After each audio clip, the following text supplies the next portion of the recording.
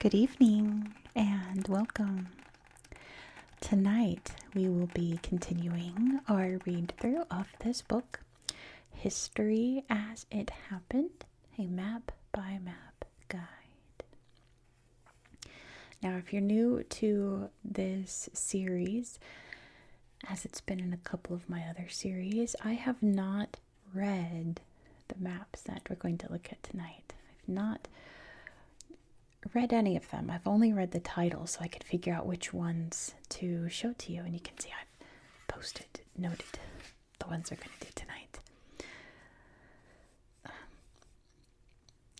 This is all off the cuff. No plans, no script. I don't know what facts are going to be there. I'll probably make mistakes. I'll say things I regret. We'll see what happens. It's very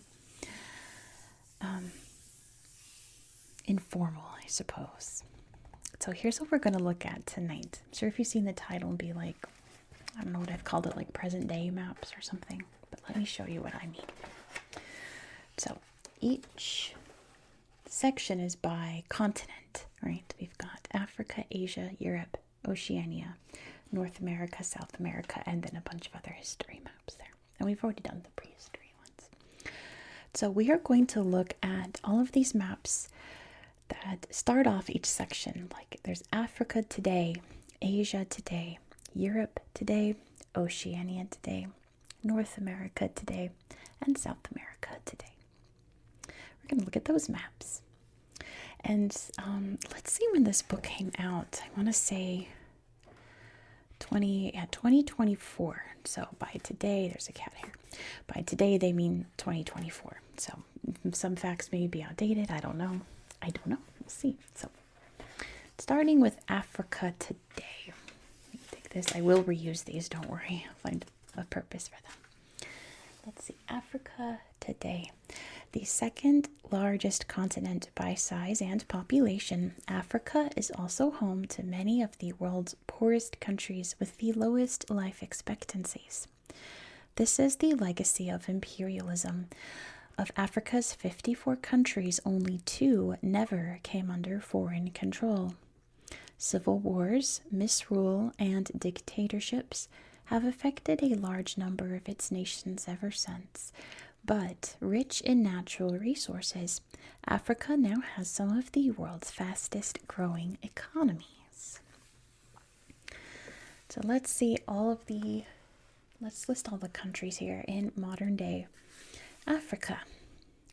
Morocco, Algeria, Tunisia, Libya, Egypt. There's Western Sahara.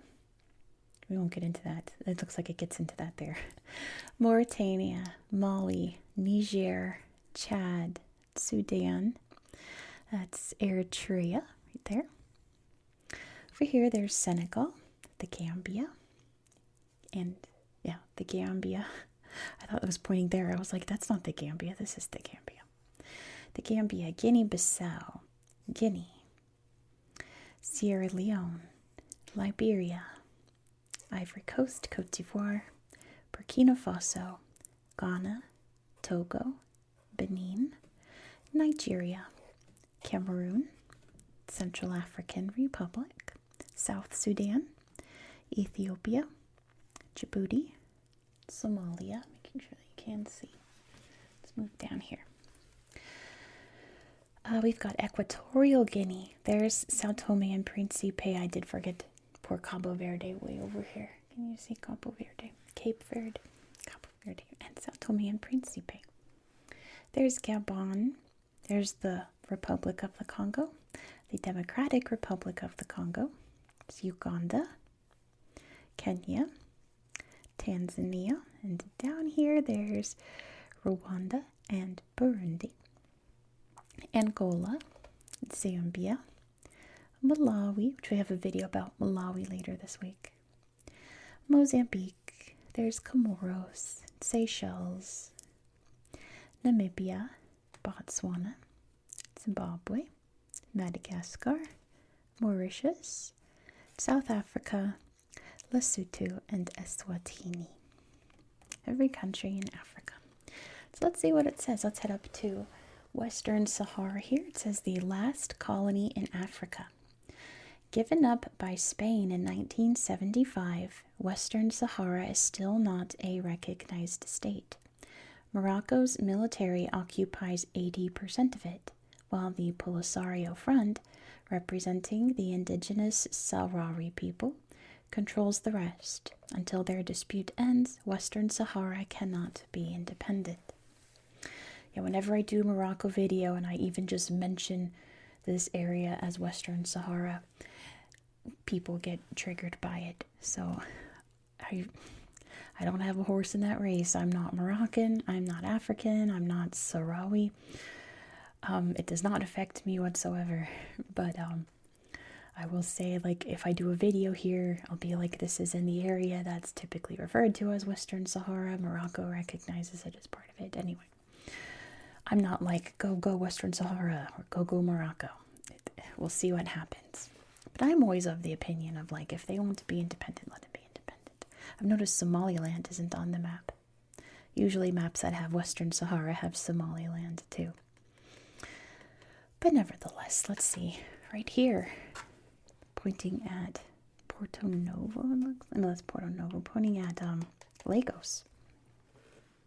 This map is confusing. It looks like it's Porto Novo's right here, but I'm like, that's in Benin. It's pointing at Lagos. In 1950, 13% of Africans lived in cities. By 2050, it will be 70%. Some of this growth will be in megacities, which are urban areas with more than 10 million people, such as Kinshasa, Cairo, and Lagos. But most will be in smaller cities, in poor housing with unreliable electricity and water supplies, poor sanitation, and poverty.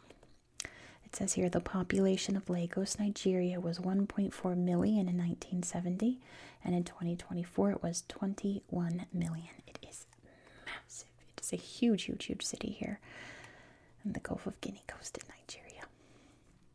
And then, yeah, Kinshasa is over here. The most populous, I believe it's the most populous city in Africa, with Cairo right behind, right? Pretty sure that's how it is. And Lagos being the most populous non-capital city. Here's a little fact about Gabon. It says Gabon is one of the continent's oil-rich states. Africa has 12% of the world's remaining oil reserves and 8% of its natural gas. Down here in South Africa, what does it say? South Africa has no single capital city. Pretoria, Cape Town, and Bloemfontein are all home to different branches of its government. So yeah, South Africa has Cape Town, Bloemfontein, and Pretoria, the largest city being like right here in Johannesburg. It says Rainbow Nation. Since the end of apartheid, multicultural South Africa has been Africa's highest profile democracy and largest economy. Poverty and injustice remain issues in the country, however. There's Nelson Mandela. Looks like he's casting his vote. It says he's elected South Africa's president in 1994. South Africa's first black president. Up here talks about Ethiopia. It says Ethiopia, along with Liberia and West Africa, was never colonized by European powers. These two countries are the only lands on the continent to have escaped this fate. That's very debatable. I suppose during the scramble for Africa in 1884, it was the only two areas that were self-governing. All the rest went to various powers in Europe. But it's iffy because Ethiopia was invaded by Italy in the 1930s and occupied for, I think, 5 years, I want to say. And then Liberia over here, yes, you can see, was founded by Americans and was populated by freed African Americans who had been in slavery. So, like, for a while it was sort of kind of under the control of Americans, right? But they started electing presidents and their own government and such. So it's debatable, right? If they weren't colonized, but they were once governed by people from other countries, let's say. Here's something about the Sinai Peninsula, which is right here, part of Egypt. The Sinai Peninsula is geographically part of Asia, but politically part of Egypt. It is the only land connection between Africa and any other continent. Yeah, it's one of those spots that, it's in two continents. It's like Turkey, one area to, or one country, two continents. And it's also iffy because Egypt is typically considered part of the Middle East culturally, not quite geographically, but like the rest of the Middle East is all of this gray over here. So it kind of bleeds over here culturally, right? So it's also Egypt culturally part of an area typically considered to be Asia. And over here it says shipping route because there's the Suez Canal right here. The Suez Canal connects Europe to Asia, and 12% of global trade is shipped through it each year. Opened in 1869, it was governed by Britain and France, but Egypt took control of it in 1956 and has managed this vitally important waterway ever since. It says more than 19,000 container ships pass through the Suez Canal every year. Internet Historian recently put out a really great video about the Ever Given that got stuck in the Suez Canal. You should check it out. His channel's hilarious. But yeah, that's Africa today. If I was really extra, I'd go through and point out all the capitals, but we've got to look at 6 other maps. So let's look at those. Next is Asia today. Peel that off. Asia today. By far the largest continent, Asia is home to 60% of the world's population, 4.3 billion people. Its 48 countries represent a wide range of peoples, ethnicities, cultures, religions, and political systems.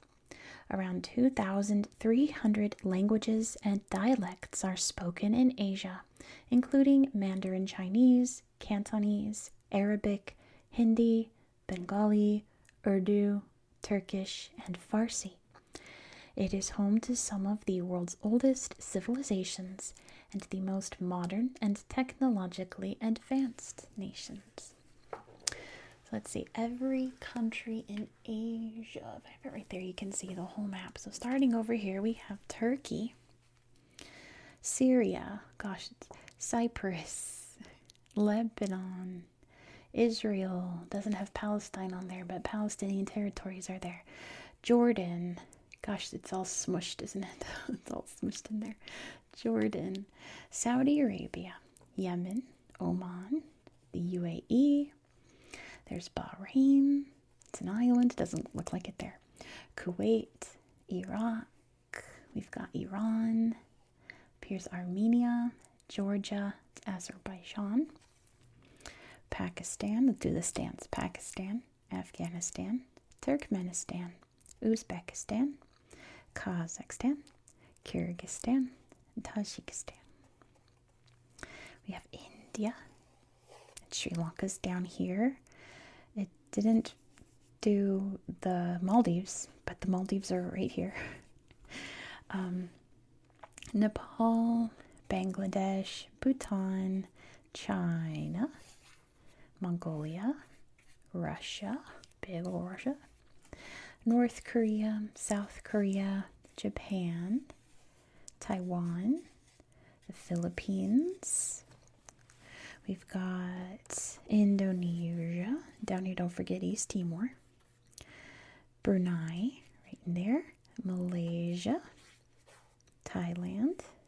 We've got Myanmar over here. And then Laos, Cambodia, Vietnam. That's fun to paint. That's a good shape to paint with my paintbrush. So let's see, up here in Russia, it says the world's largest country by area. Russia is part of both Europe and Asia. One country, two continents. The Pointing at Afghanistan here, country at the crossroads. Afghanistan sits at a crucial geographical point between West, South, and East Asia, and on top of huge reserves of copper, iron, coal, and lithium. Many states have tried and failed to control it, including Britain, Russia, and the US. That's why it is known as the graveyard of empires. It says here that Afghanistan's capital, Kabul, lies high up in a valley in the Hindu Kush Mountains. There's Kabul right there. And pretty much like all this area of Afghanistan is pretty mountainous. Up into the Wakhan corridor there. It's hard to see because this map is so smushed. Interesting. I guess it is hard to get big ol' Asia on a map. Guarding China's west. Looks like we're pointing at Tibet. Looks like, yeah, Tibet. Let's talk about Tibet. Tibet came under Chinese control in 1950. China's major waterways, the Yangtze and Yellow Rivers, have their source there. So occupying Tibet protects them from attack. Tibet is also a strategically important area that allows China to defend itself against attacks from the south and west. China has moved hundreds of thousands of its citizens to Tibet to bolster its claim to the territory. It says here China has built railroads to make travel between Tibet and East China easier. I would say that's a reason China occupied Tibet, I suppose. Here, we're pointing at the South China Sea. Oh, it says right here that Singapore is one of only 3 city-states in the world. Singapore. I suppose besides Monaco and the Vatican. Is that a city-state? I guess so, huh? Important waterway, the South China Sea. This is where the Spratly Islands are. I don't think it talks about it here. It says 8 countries border the South China Sea, the site of the world's busiest and most profitable cargo shipping lanes. China claims control of much of the sea, including its natural resources. China's neighbors dispute this claim, but China has begun to build on many of the sea's islands. Yeah, the Spratlys are like right here-ish, I think. And multiple countries have claimed them because there's oil there. Here's Taiwan, beautiful Taiwan. China views Taiwan as part of its territory, but Taiwan has been governed independently since 1949. Yeah, much more of a hot button issue. More so, I think, than like Morocco and Western Sahara, right?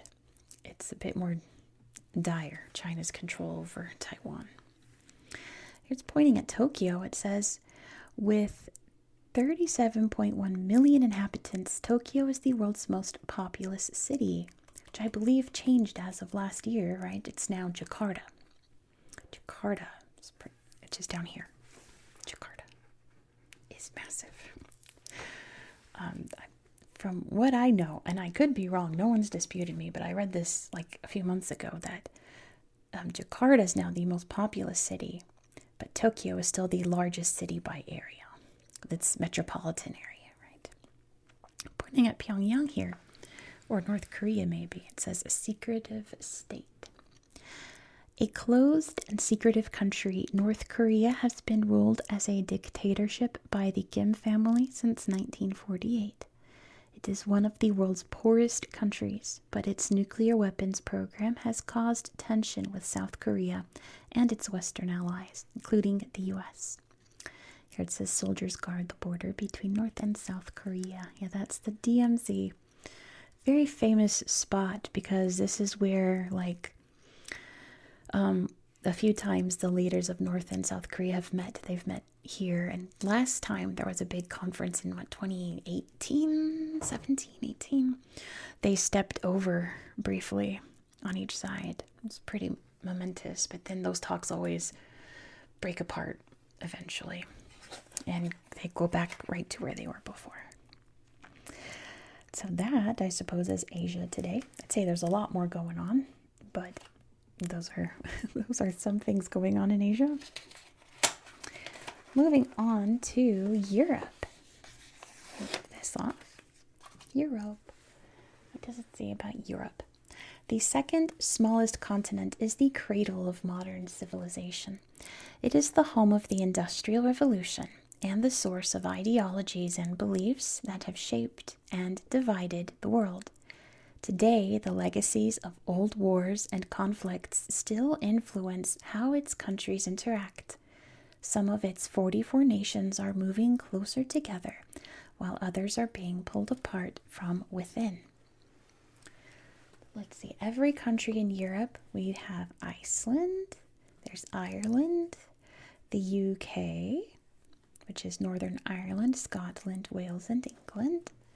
Down here we have Portugal, which is also nice to brush, Spain, France, Belgium, the Netherlands, Germany, Denmark, we've got Norway, also fun to brush. I like these long countries, can't wait till we get to Chile.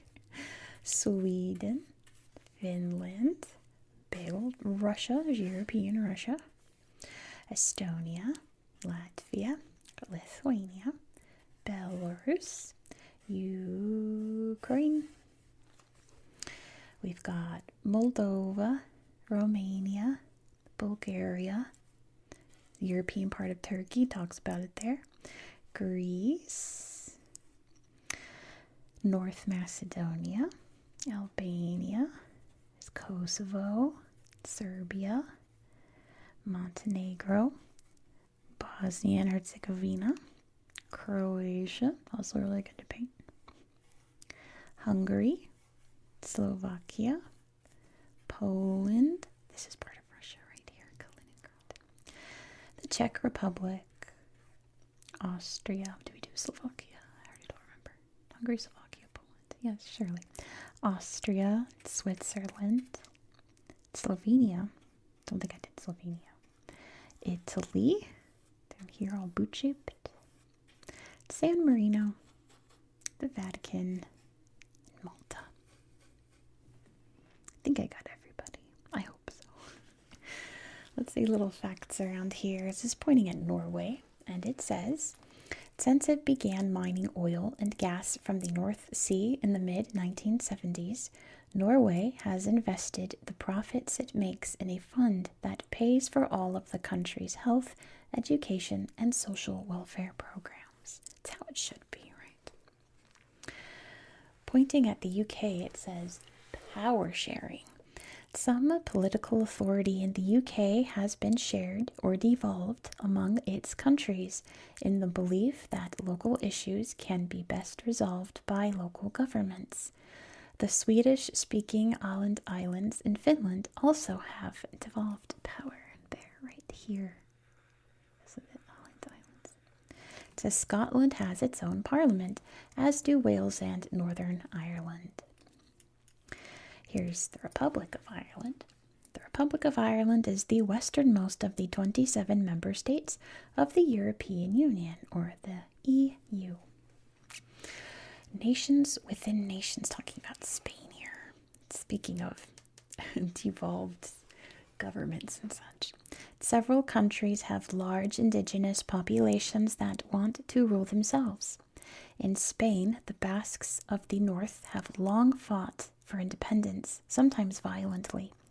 The Catalans of northeast Spain, meanwhile, use more peaceful tactics in their struggle for self-rule. It says protesters fly the Catalan flag in their capital, quotation marks, Barcelona. I've done a video on Catalan. Of course, Barcelona is gorgeous, right? It's like this is pointing at Poland, changing nation. Lying between Germany and Russia, Poland has been occupied by both over the centuries. Its borders drawn and redrawn, sometimes erasing it entirely. Between 1785 and 1918, it did not exist at all. It won its independence in 1945, but was dominated by the Soviet Union until 1989. Today it is free of foreign control. It says German and Soviet officers divide Poland between themselves in 1939. The Molotov-Ribbentrop Pact. And we're pointing at Crimea, it looks like here. It says Russian expansion. The Russian Empire once included much of Eastern Europe, where it is still active politically and militarily. Russia invaded Crimea in 2014 and in February 2022 launched a full-scale invasion of Ukraine. It says here Russian naval ships are patrolling off Sevastopol in Crimea. Yeah, that's something to keep an eye on, isn't it? And we hope that all is going well and peaceful for the people of Ukraine. I think I got everything here. Again, there's a lot more going on in Europe. Surprised there's not a thing about Kosovo, which I'm sure all the Serbian viewers are rah rah rah. Just calm down. It'll be fine, don't worry. It'll be fine, don't worry. But yeah, there's always something going on in Europe, isn't there? There's always some big drama happening somewhere. Right now, I would say probably Hungary after the elections. I couldn't believe it. I was at the gym when they announced that Viktor Orban had conceded, and I'm on the treadmill going, what? Like, way too loud, way too loud. I'm glad that no one cared or listened to me, because I'm there going, oh my gosh, no way. Moving on to Oceania. Mainly because I thought for sure he would, like, negate the election and just continue rolling. I'm surprised that he conceded more than anything. Anyway, Oceania. Oceania. Sure you can see it. Of course you can. The 10,000 islands of Oceania range in size from the continent of Australia to tiny and often uninhabited coral reefs and atolls. The region is divided into 14 independent nations and 9 dependent territories governed by other countries. Oceania covers a vast area of the Pacific, with a combined population of around 46 million people. So every country in Oceania. Guess starting up here we have, you can see, yes you can, Palau, Micronesia, the Federated States of Micronesia, because this whole area up here is known as Micronesia. These are the Federated States of Micronesia. Papua New Guinea, see all throughout here. There's, of course, big Australia and New Zealand. The Solomon Islands, Vanuatu, Nauru, the Marshall Islands, Kiribati, Tuvalu, Fiji, Tonga, Samoa. There's more Kiribati. Trying to only do the independent ones, but I think that's it. The rest is French Polynesia, the Cook Islands, Niue. They didn't get Guam on there, but Guam's up there. I guess, yeah. Oh, Hawaii, which is part of the U.S., yeah. Anyway. And the Marianas. Oh, there's Guam right there. They got Guam. Actually, there's a whole box about Guam. My goodness, let's read it. There's a whole box here about, it looks like Guam or something or other. Foreign influence. Though most of Oceania has been decolonized, parts of it are under overseas control. The U.S. has 3 Pacific territories.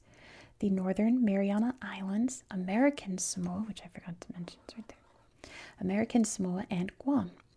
2 of these territories are relatively close to China, which has tried to create greater ties with Pacific nations over the past few decades. In response, the U.S. has increased its presence in the region. Here's this F-16 fighters fly over Guam, a U.S. territory in the Mariana Islands. Beautiful Guam. Here it's pointing at Papua New Guinea, and it says, living in a remote valley in Papua New Guinea, the Yaifo are recognized as being one of the most isolated peoples on Earth. Low-key kind of jealous. A little bit jealous. Australia, a fight for equality. First Australian people have been discriminated against since European colonizers arrived in 1788. Advances have been made to restore Indigenous rights, but only slowly. A national referendum in 2023 voted not to give them more say in the country's political life. It says the Sea of Hands symbol represents Indigenous rights in Australia and the Indigenous colors there. Wow, imagine this day and age voting not to give more Indigenous representation. Interesting. Speaking of, let's talk about Waitangi, the Treaty of Betrayal. Signed in 1840, the Treaty of Waitangi was an agreement whereby New Zealand's Maori people agreed to coexist with British colonizers. But Britain used the treaty to take full control of the country, leading to more than a century of Maori discontent. Set up in 1975, the Waitangi Tribunal has slowly been restoring rights and land to the Maori.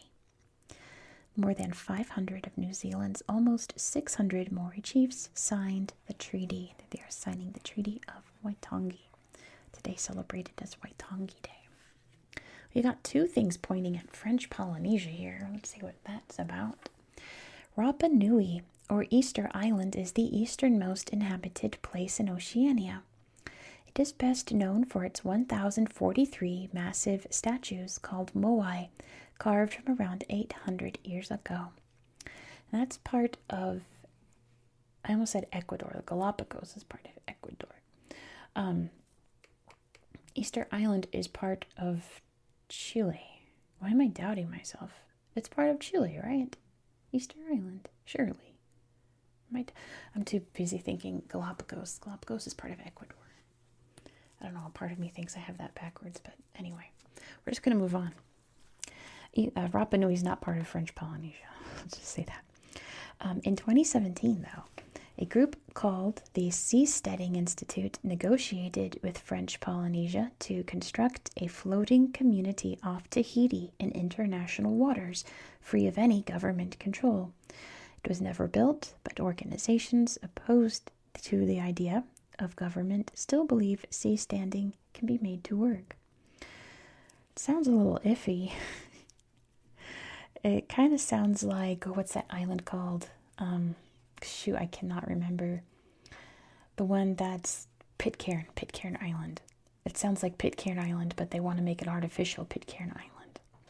Pitcairn is controlled by the UK, and it's around here somewhere. But yeah, I also didn't mention New Caledonia. Anyway, there's a lot I didn't bring up, I guess. Let's see what this says. We're pointing at Tuvalu, looks like.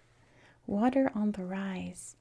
Many of Oceania's islands are under threat from rising sea levels caused by climate change. Some of Tuvalu's coral atolls had to be abandoned in 2002 when they were deluged by seawater, and in 2007 the island's vegetable crops were ruined by flooding. At least 5 of the 900 or so low-lying Solomon Islands have simply disappeared since the year 2000. It is estimated that by 2050, 50% of Tuvalu's capital, Funafuti, will be flooded by tide water every day. That's so unfortunate. But it's one of those things that I think we're past the brink. I really don't think there's anything we can do about low-lying islands in Oceania at this point. It's so sad. I wish there was something, but I think we've gone too far with global warming.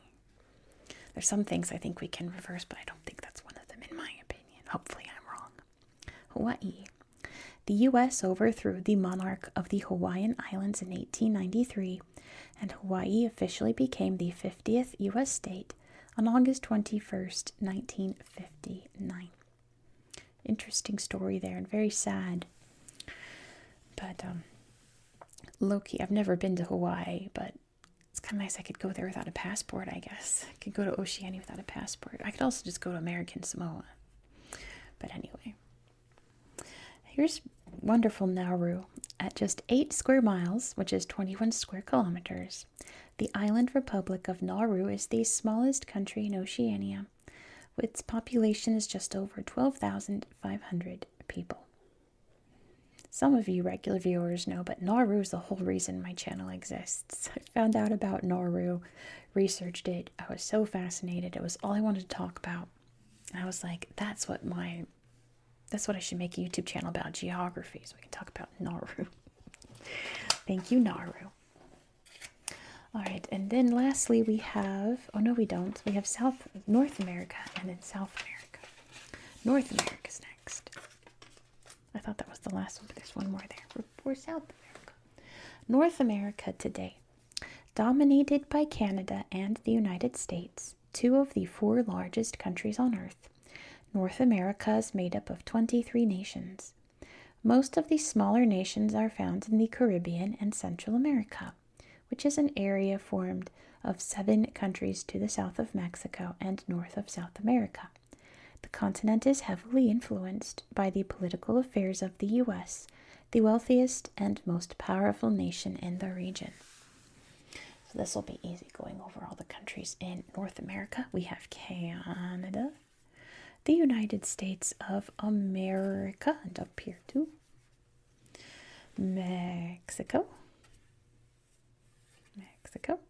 and then we get tiny, Guatemala, Belize, El Salvador, Honduras, Nicaragua, Costa Rica, Panama, Cuba, well, that's nice to brush, the Bahamas, Jamaica, Haiti, the Dominican Republic, just doing the independent ones, Antigua and Barbuda, Dominica, St. Lucia, St. Vincent and the Grenadines, Barbados, Grenada, Trinidad and Tobago.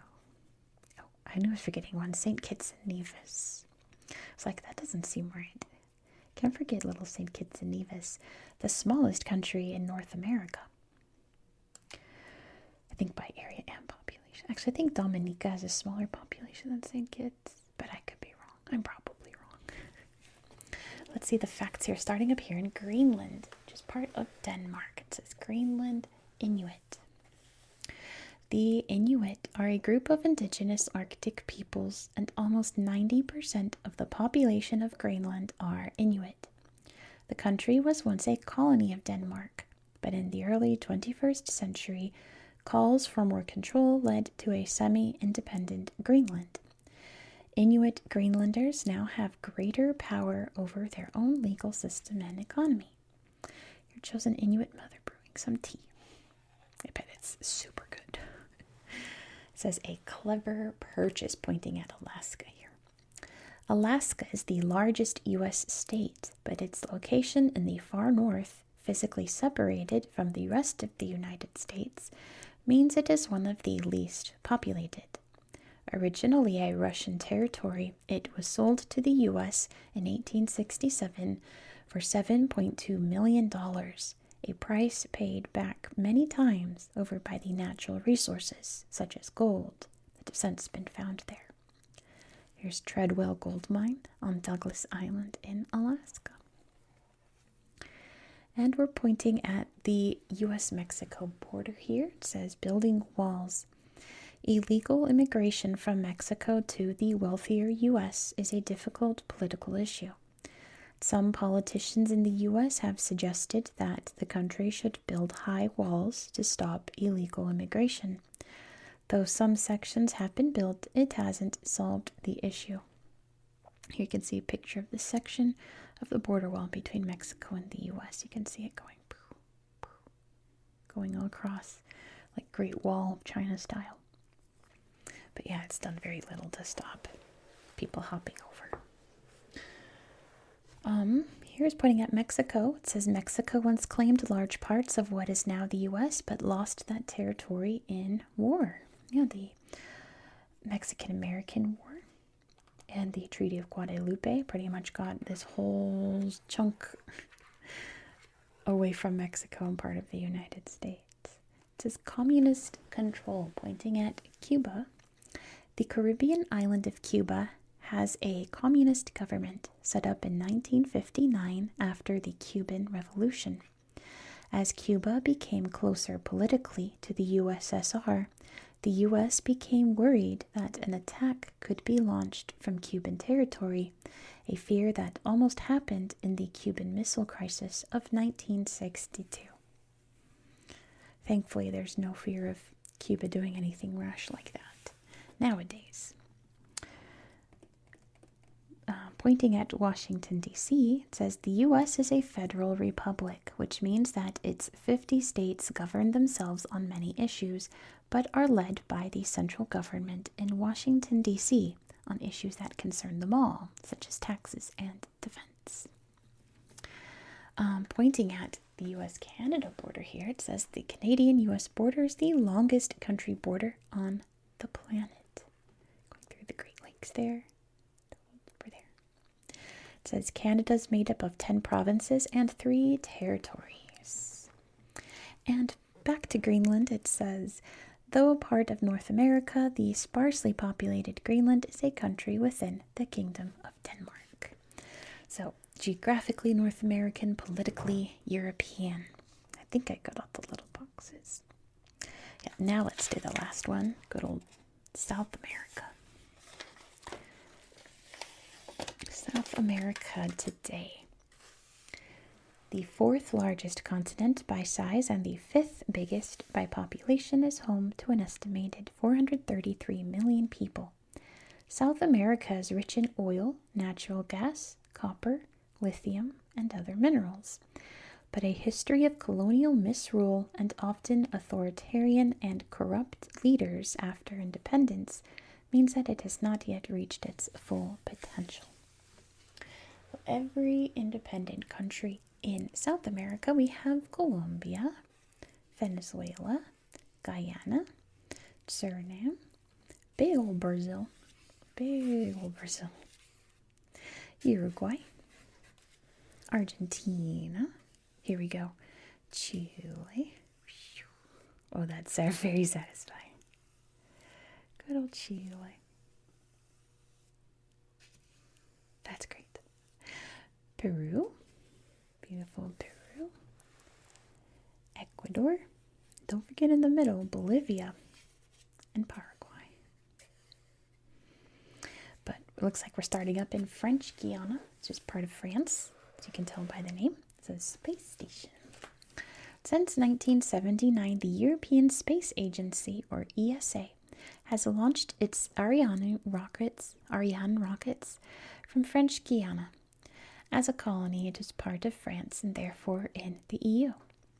French Guiana is close to the equator, meaning that takeoffs there benefit from the slingshot effect of Earth spinning faster at the equator than at the poles, which throws rockets into orbit more effectively. Clever. It says the Ariane 5 rocket carries NASA's James Webb Space Telescope into orbit from French Guiana in 2021. I love the photographs from the James Webb. It's so great. It's a great telescope. Here at Colombia, it says Colombia is the world's 3rd largest producer of coffee, behind Brazil and Vietnam. Debatable which one is number 1. It says save the rainforest. It's spread across 9 countries in an area twice the size of India. The Amazon rainforest is the lungs of the earth. But it is under threat, with huge tracts of it being cut down, often illegally. This is destroying the habitats of the forest's plants, animals, and indigenous people. It is also contributing to global warming, as the trees of the rainforest take in the carbon dioxide that warms Earth's atmosphere. It says it is estimated that 59 acres, which is 24 hectares, of the Amazon rainforest are lost each minute. Oh my goodness. Poor Amazon. Pointing at Bolivia, by the looks of it, and by the look of the picture here. That's the indigenous flag, of Bolivia. After centuries of inequality, South America's indigenous peoples are reclaiming their freedoms. In 2006, Evo Morales, the Aymara people, became Bolivia's first president of indigenous heritage. 3 years later, the country's new constitution gave Bolivia's indigenous groups greater political representation and improved legal rights. I don't remember how to pronounce this, but it says an Aymara woman carries the multicolored Wipala flag, a symbol of the continent's indigenous people. That's beautiful, isn't it? It's like a beautiful quilt. It It says Bolivia has the world's largest reserves of lithium, a mineral that is a vital part of electric vehicle or EV batteries. I thought it was Chile. It's probably just this area here where most of the lithium is in the world. Looking at the Falkland Islands down here, disputed territory. The Falkland Islands, more than 8,000 miles or 12,000 kilometers from the UK, have been a British colony since 1765.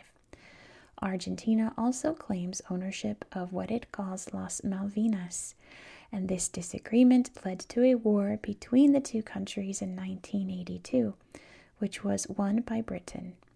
In a 2013 referendum, 99.8% of the islanders voted for the Falklands to remain British as a largely self-governing territory. So that's what I'm saying.